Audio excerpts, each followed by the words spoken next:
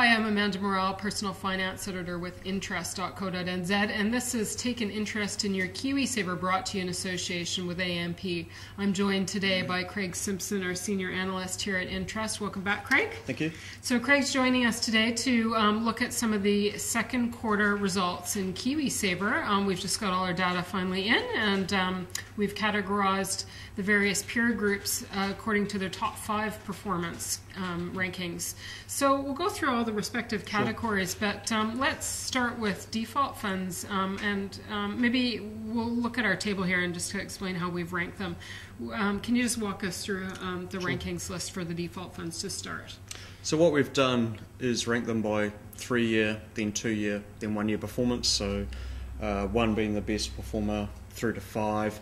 I do note that the ASB ones, we were going to use their published reports. They went through at the time, so they haven't been included in these tables, but a bulk of the data is already there for the other providers. So yeah, 1 through 5, ranking best through to worst performance in each sector, and across 3 years looking back. Right. So this is to June 30th. Right, so we're starting from this and then going back, working back through. It's not from the beginning of KiwiSaver working forward. No. So this first year at the very end would be 1 year going back from today, or rather the June 30th. Yes, yep. okay. Through excellent. So who's sitting at the top of the rankings for default funds? So we've got Mercer, OnePath, and then the AXA Income Plus being your top 3. As we can see looking at the table, there's a divergence of about 1.4% between those top 3. The top 5, there's roughly 3% difference looking at the table there, which is considerable over a 3-year period. Now this is adjusted performance, so just remind our viewers what adjusted performance takes into account. So we've taken out the fund manager fees, the other scheme fees that apply, trustee fees, things like that. It's before tax. Right. So all of the KiwiSaver data that we're providing on the website will be before tax. It's something that we can't control in terms of everybody's individual tax rate, so we've decided to do it that way. So it's effectively the net return before tax that the average investor will be expecting to see. Okay, so on the surface it looks pretty good. I don't think I'd be complaining too much about 7% per annum for 3 years. No, especially not in the current environment. No. Okay, so let's go now to conservative funds. Now, just to remind viewers, we've got our system works a bit differently from Morningstar's because we, for example, include Superlife, a provider that doesn't report to Morningstar necessarily. So just because our ordering may differ slightly from Morningstar, shouldn't be concerned about that overly. So tell us what's going on here. So again, looking 3 to 1 year, ranking them down, we've got some very good performance from the Superlife D fund, the default fund that they operate under, at 8.5% for 3 years. So that's 8.5% per annum, down through to 5.6, being 3 funds there ranked 4th equal. Yeah. So there's very little separating those funds. Again, it's around that 3% range.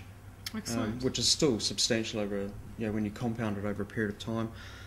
Last year, the ranking is on the right-hand side, where you see something like Westpac is ranked 12th out of that entire sector that we watch, and so that's indicative of where they're sitting over the last year. Right. In terms of the sample size is roughly 15 to 20 funds. Okay, so to overcome that performance in the past year, which isn't great, they've actually must have done quite well in those past years. They have, and what we've seen coming through as the conservative funds have done particularly well, especially looking for that 3 years. So they may have had a poor year 1 year out of the 3, but they've made up for it when the markets have come off and they've been more conservative. They've been in the fixed income type or debt security as opposed to the equities. Okay, but still we go down the list here into moderate. I mean, still not a bad performance there, and we could expect these particular funds to have a higher weighting of equities, so somebody's doing something right there. Marginally higher. There's a little divergence here between the top 5. Aon Russell take the top 2 spots, slightly different funds, slightly different asset allocation. So you'd expect some divergence in the performance, but they're fairly tight across the 3, 2 and 1 year. Again, Super Life performing well, and we see OnePath come in there at fourth equal. Okay, now one of the things we discussed, maybe we could just slide down a little bit further. Sure. But there are certain providers for whom there is a bit of overlap. For example, we've got Aon, Milford, I think they rank in there, listing as a separate fund, but where in fact it's basically the same fund managed by Milford Asset Management, and yet there's a variance in the performance there. I'm assuming the variance accounts for the extra fees you're paying for Aon to contract back to Milford. So is that your interpretation of the difference in performance, that you're paying an added fee for contracting out? Yes. I had a look at the investment statement for the Aon fund that was dated 2011. So it's effectively no different to what the average person can get going directly to Milford.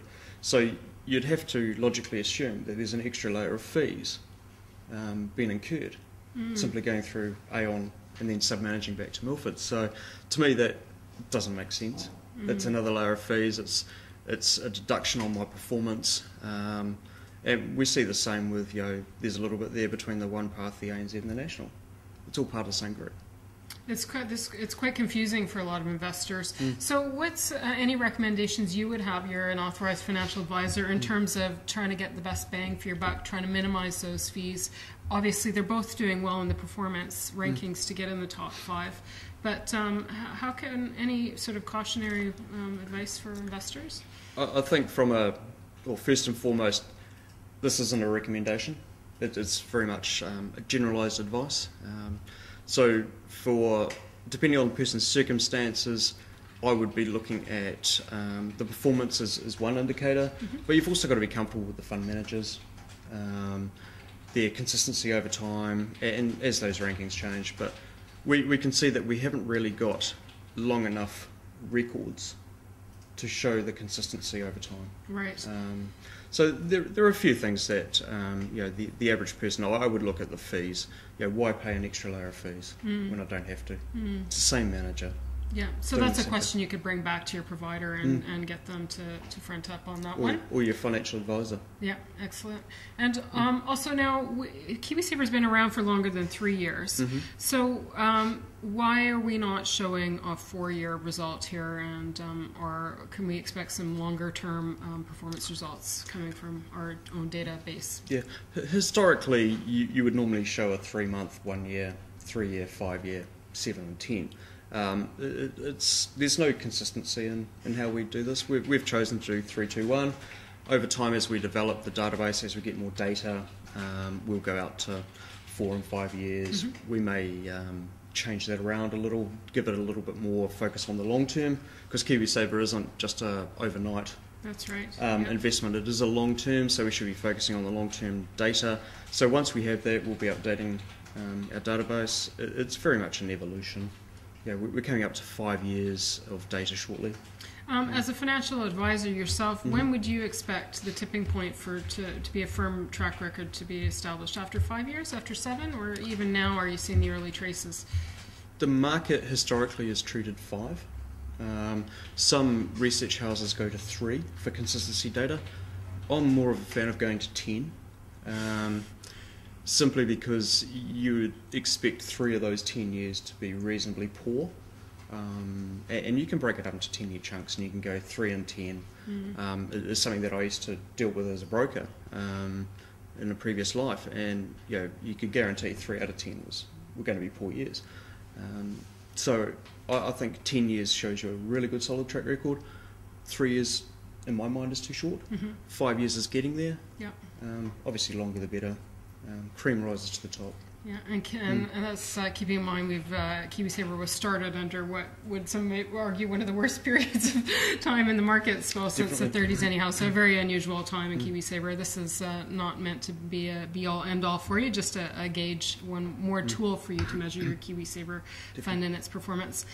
Craig, thanks for joining us again. I'm Amanda Morrall, Personal Finance Editor with interest.co.nz, and this has been another issue of Take an Interest in Your KiwiSaver, brought to you in association with AMP.